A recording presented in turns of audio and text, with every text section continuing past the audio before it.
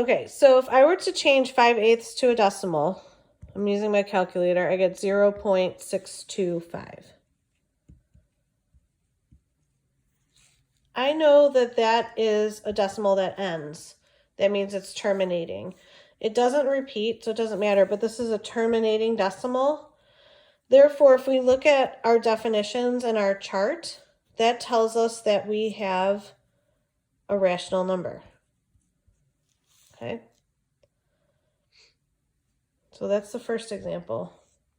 Next one is 5/6. If I take 5/6 and I divide it, 5 divided by 6, I get 0.8. Sorry, I moved that too fast. 0.83 repeating. That's a repeating decimal. It doesn't end, but that's okay. It repeats. And according to our definition, that is also a rational number.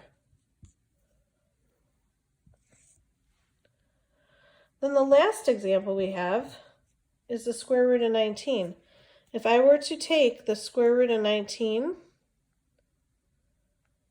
I would get 4.358898943, so on and so forth. You get the idea.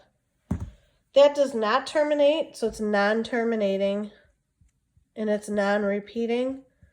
According to our definition, that means it's an irrational number. Okay, so that's how we classify real numbers. We look at irrationals, rationals, and we determine which is which. Okay? Okay, now that we know our difference between rational and irrational numbers, we can use that info to compare them. I want to take a mixture of irrational and rational numbers, and I want to order them from least to greatest. If you remember, back in the day when we did this, we would change everything either to a fraction or a decimal or whatever we can, and then compare. The best thing to do for this is to change all these numbers to a decimal. So again, I'm going to use my calculator and I'm going to change these. So 4/3, if I change it to a decimal, is 1.3 repeating. 2.8 is already a decimal, negative 2.8, so I'm just going to rewrite it. Okay, if I take the square root of 3 on my calculator, I get 1.732508. I'm going to stop there at the 3 though. And then for -5, square root of -5, I get -2.24. Okay, now that everything is a decimal, I'm going to be able to now order them from least to greatest. So think about it. The negative numbers are going to be the smallest numbers.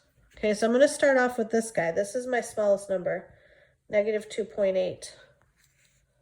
-2.8 is smaller than -2.24. Okay, so my next number is -2.24. We want to write it as the original form, which is this -5, square root of 5. Okay. Now let's look at the positive numbers. We got 1.3 repeating versus 1.73. This one is smaller, so my next number is 4/3. And then finally, 1.73 is my largest number. That's going to be the square root of 3. So this is your answer, least to greatest.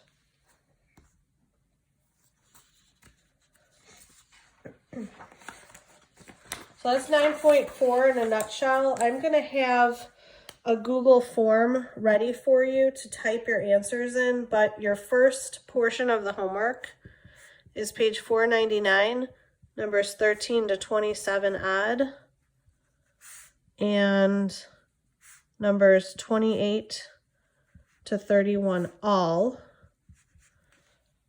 Okay, but again, I'll have that on a Google form for you to type in so that way you don't have to worry about uploading anything.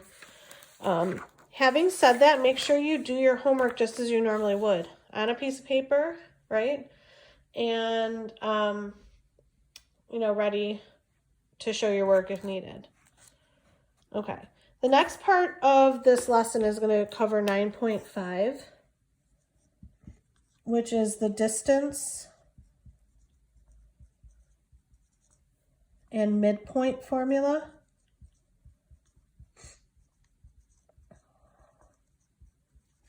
So we're going to have two formulas that I'm going to teach you guys. They're a little bit cumbersome, okay? It's a matter of memorizing them and looking at them. And the one is a little bit more intuitive than the other. So distance formula. If I have 2 points, I can find the distance by taking the square root of x2 minus x1 squared plus y2 minus y1 squared. Ooh, that's crazy. But again, just like when we did slope, we had 2 points, x1, y1, and x2, y2. We're going to label our points and plug it into the formula. Okay, and we'll show you an example in a minute. The second formula is the midpoint formula. So this is a little bit more intuitive than the other one. Think about the words midpoint. Mid means middle. Point means a coordinate point that you're going to plot. So we're taking the averages of our two x's. So we're going to add x1 and x2 divided by 2. That's giving you your x value of the midpoint. And then we're going to take our averages of the y's.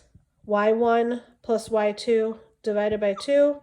That's going to give us our y value. Okay, so let's go through some examples. Make sure you have those formulas handy, and when you do your homework, write out those formulas. So first example, I want to find the distance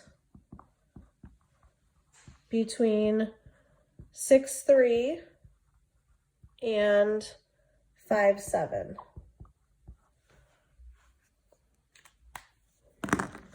Okay, so I'm going to write the formula. Well, first I'm going to label x1, y1, x2, y2. Then I'm going to write my formula out. I have distance is x2 minus x1 squared plus y2 minus y1 squared. I'm going to take the square root of that whole thing. So the very last thing you're going to do is take the square root of something when you're doing these formulas. Okay, so I'm going to plug and chug. x2 is 5, x1 is 6. I'm going to square that. y2 is 7, y1 is 3.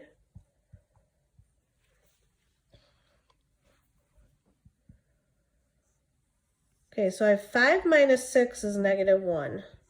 I'm going to square that. And then 7 minus 3 is 4. I'm going to square that.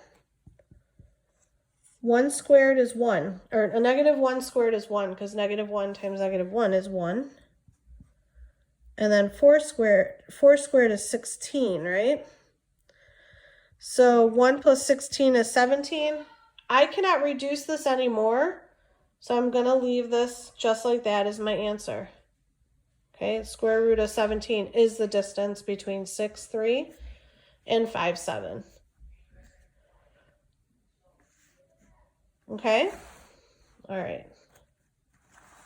Now, let's try and find the midpoint between these two. Okay, so the midpoint, remember, is x1 plus x2 over 2, and then y1 plus y2 over 2. Again, I'm going to plug and chug. I have 6 plus 3. Nope, 6 plus 5, my bad. 6 plus 5 over 2. And I have 3 plus 7 over 2. 6 plus 5 is 11. I'm running out of room. 11 over 2. And then 3 plus 7 is 10. 10 over 2. We're talking about points that we want to plot on a grid. So we want to reduce that. So 11 halves is equal to, what is it equal to? 5.5. So 5.5, and 10 divided by 5, 10 divided by 2 is 5. Okay, so our answer is 5.5, comma 5 for the midpoint. Okay, so that's it in a nutshell. Your homework for this portion is going to be page 505, numbers 7 to 39 odd. I'm going to have Google form again for you. Now, if for some crazy reason you can't type something in because it's like there's a symbol, do the best you can, okay? If you rather take a photo and upload it, you can. Just make sure it goes into the Google Classroom. Do not send me emails because they are getting lost. Kids are sending me emails and I'm not getting them. So try your best to type it into the Google form. If you can't, upload a photo. If you have any questions, please reach out to me. I'd be more than happy to help you through a conference or whatnot. All right, have a great day.